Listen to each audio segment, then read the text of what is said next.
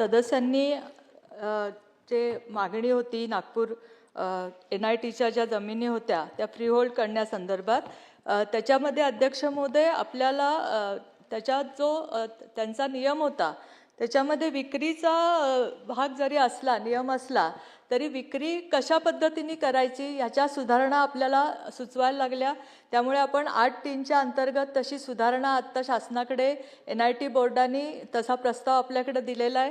त्याच्या बरोबरच NIT बोर्डाने या फ्रीहोल्ड करण्यासाठीचा जो पण चार्ट आहे की किती टक्के कमर्शियलला लावायचे, किती टक्के इंडस्ट्रीयलला लावायचे, किती टक्के रेसिडेन्शियल लावायचे, हा चार्टचा प्रस्ताव पण आत्ता शासनाकडे आलेला आहे. अध्यक्ष महोदय, आम्ही शासनाकडनं लगेचच लवकरात लवकर आम्ही तो प्रस्ताव त्यांना मान्य करून देऊ. अध्यक्ष महोदय, नागपूरला वंचित कोणी ठेवू शकत नाही अध्यक्ष महोदय, त्यामुळे ह्याच अधिवेशनामध्ये आपण त्यांना प्रस्ताव मान्य करू.